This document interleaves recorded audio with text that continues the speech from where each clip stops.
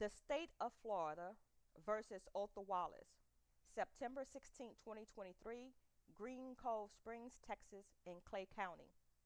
On September 15, 2023, the jury selected in the case of the State of Florida versus Othal Wallace began deliberation. This morning, the jury returned a verdict of manslaughter, which in the state of Florida carries a minimum of 9.25 years in prison and a $10,000 fine. The verdict is contrary to the capital murder charge presented by the prosecutors in connection with deceased Daytona Beach police officer Jason Raynor. On June 23, 2021, Officer Raynor acted proactively, approached Othal Wallace in an attempt to engage Mr. Wallace in what appears to be a consensual stop. During the encounter, Officer Raynor questioned Mr. Wallace, and Mr. Wallace did not answer Officer Raynor's question. The state of Florida law states you have the right to remain silent and ignore any questions asked by the police officer. You have the right to terminate the encounter and leave the scene unless they are being detained based on reasonable suspicion or probable cause. In addition, you have the right to decline any search unless the police officer has a warrant or probable cause to search. Mr. Wallace was parked in a parking lot in a residential apartment complex where he resided when he was approached by Officer Raynor. Wallace's defense attorneys objected to Judge Zambrano's refusal to admit the consensual stop argument into record for the jury to consider. Prosecuting attorneys were adamant about not allowing the consensual stop law to enter the record or become a part of the jury's instructions, and the judge agreed and denied several motions made by the defense attorneys several times. The jury on 3 occasions posed questions to the court in reference to a citizen's right to refuse an encounter with a police officer, void a reasonable articulable suspicion that a crime is occurring or about to occur. The verdict proves that the state failed to prove beyond a reasonable doubt that Othal Wallace intentionally killed Officer Raynor by committing felony murder. Supporters of Othal Wallace are celebrating the jury's verdict as a victory in their attempt to save Othal Wallace's life. The People's Legal Aid Project raised over $100,000 to pay for Othal Wallace's defense attorneys. Mr. Wallace was the only witness in his case and testified on his behalf.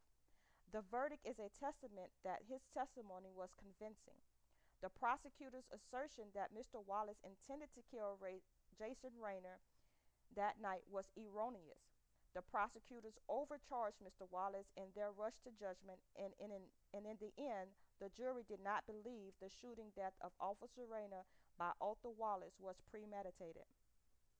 The prosecution presented 32 witnesses and tons of evidence to persuade the jury, and it appears that their attempt was an epic failure. Now the community awaits the sentencing by Judge Zambrano, and he will have the discretion to sentence Othal Wallace to 9.25 to 15 years in prison. Now let's take a look at Othal Wallace's testimony before the court.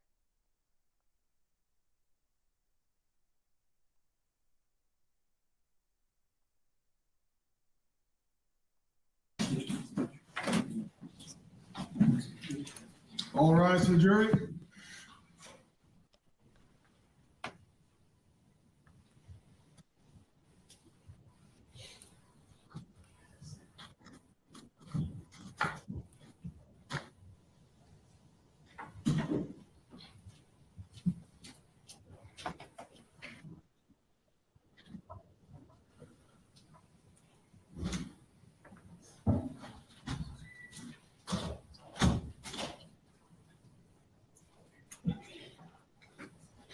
The jury is present. You may be seated. The state has rested. Defense? Your Honor, this time we call Othal Wallace. You'll raise your right hand, please. Please swear to tell the truth in this proceeding, so help you God. Yes. You'll come around here, please. Show you what it said.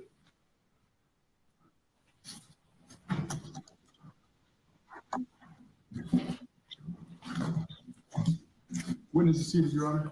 Make sure you speak loud and clear so the viewers hear what you have to say. You may proceed. Good morning. Could you introduce yourself to the jury? My name is Othal Wallace, TGL.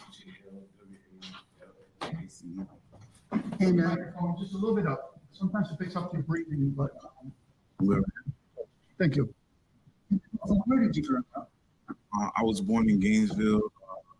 There I moved to Daytona. Then I stayed in the land for a while and moved to Broward County. Then I went back to Daytona.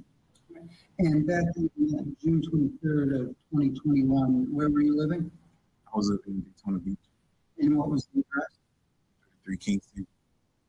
Now, were you working? Yes, I was. Where were you working? I was off of Bill Road in Daytona Beach. Back in June 2021, you worked. Yes, I did. What were your hours? I was open, so I went in about a little after 4:30 in the morning. Were you working at that time? Yes, I was. Where were you working?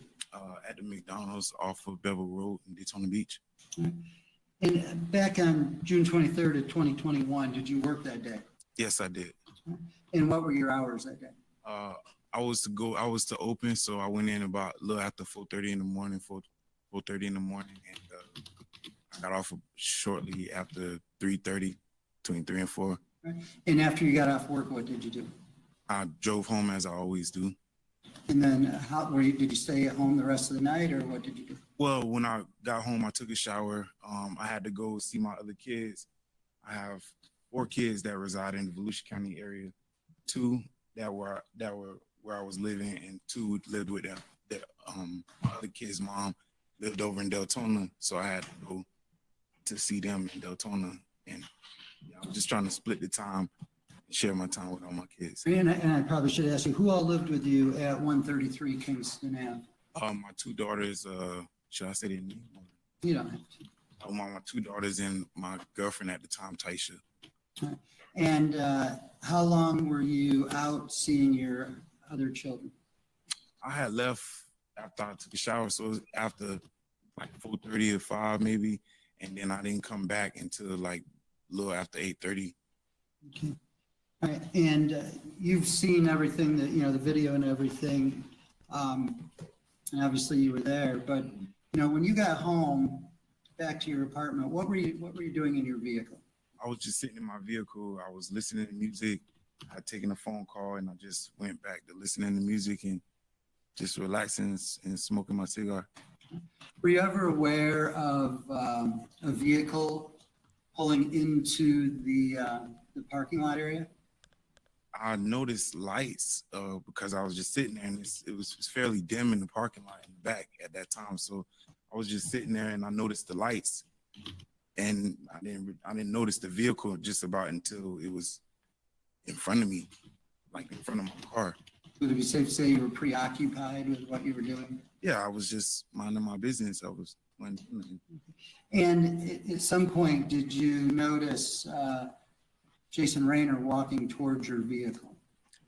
I noticed the individual with a flashlight. I didn't know it was Jason Raynor, but I did notice the flashlight, and it startled me a bit, and I was kind of like nervous and just caught off guard. So I was looked up to see what was going on. And when you noticed the flashlight, where was it shining? It was directly in my face. I was just about blinded from it. From the time that you noticed the flashlight in your face to the time that Jason Raynor was at your vehicle, approximately how long did that take? It was quick, like within seconds, almost I would say just about immediately. And as Jason Raynor approached, what were you doing in your vehicle? I had already opened my door because I was prepared to get out the car as I usually do to go in the house. So I was just gathering all my things. That I basically had stuff on my lap, and I was just kind of collecting and overseeing the car before I get out and just getting ready to go in the house. I already had the door open. So I had my leg out. And so you had one leg out and you were starting to stand up. Is that what you're saying? Yeah, I was in the motion of getting out of the car. All right, and as you were getting out, Did you see Jason Raynor in close proximity to you at that time? Yeah, as I was getting out, by the time I made it to stand up, he was like just about he was like in the car door, in the area of the car door, and making his way in between like the opening of the car and like me. You know what I mean? At that point, how did you feel when he was standing in that area, I guess? Like I said, I was already like nervous and kind of surprised, a little shaken up because I didn't know who it was, and I'm not, you know, used to nobody approaching me back there. So I was nervous and confused, a little like, you know, caught off guard. And how tall are you? 5'7". And was Jason Raynor taller than you? About 4 or 5 inches, yes, sir. Now,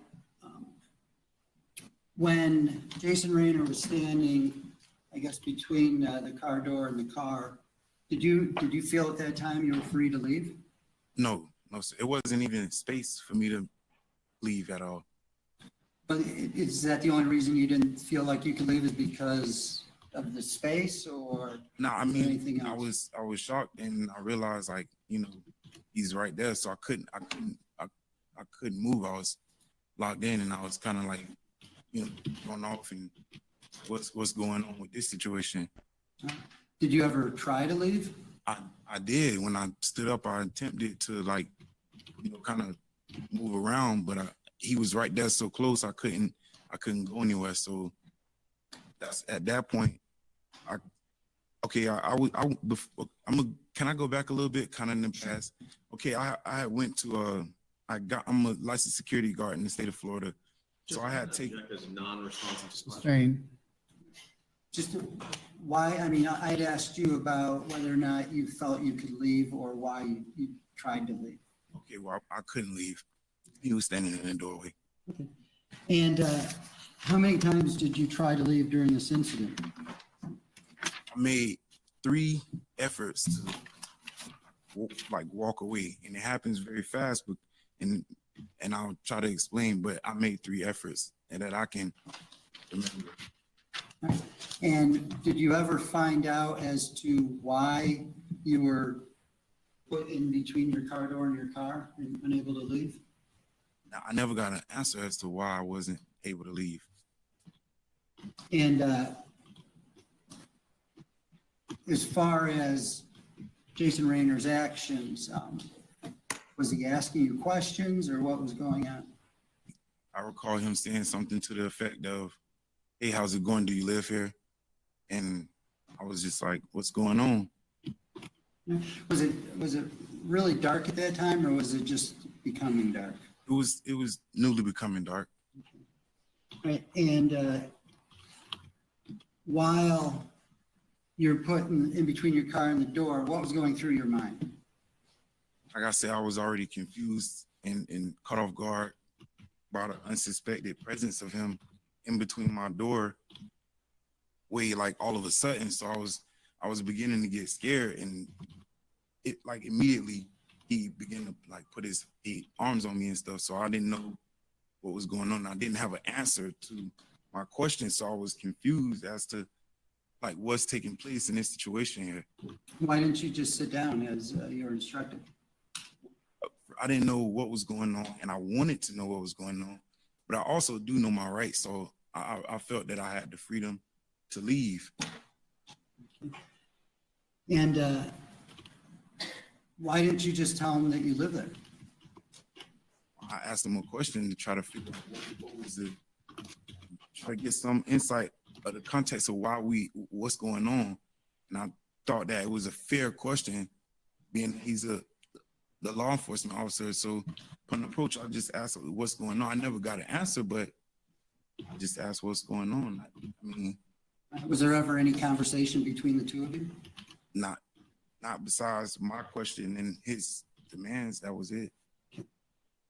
And at what point did everything escalate?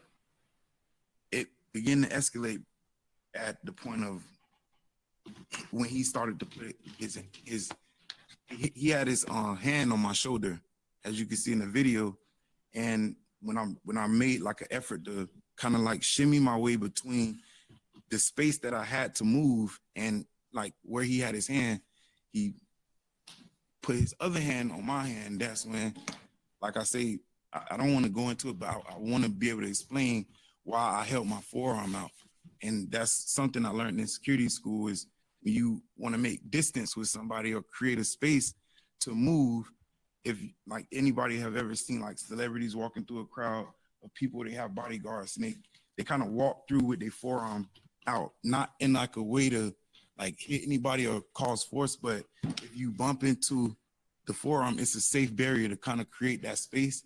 So that's what I attempted to do when I just kind of like held my forearm out to get, if you look on the video, the door is open and he's standing there. So if I can hold my forearm out, I can create a space where I can maneuver because I don't want to become physical with him. I'm just trying to kind of make my way out of this small space that was like, that I found myself in. And at that point, were you fearful at all? I was most definitely fearful because I didn't know what was going on. I hadn't had answers to my questions, and I was just trying to see like what's going to happen here. I never ever in my life been in that situation, and that was kind of like one of my worst fears is being in a situation like that in the dark with no witnesses, nobody to see what's going on, and nothing to like really bring any awareness to the situation. Your Honor, we're going to play the video and I was going to ask for probable off Mr. Wallace. Okay, do we know what the exhibit is you're playing? It's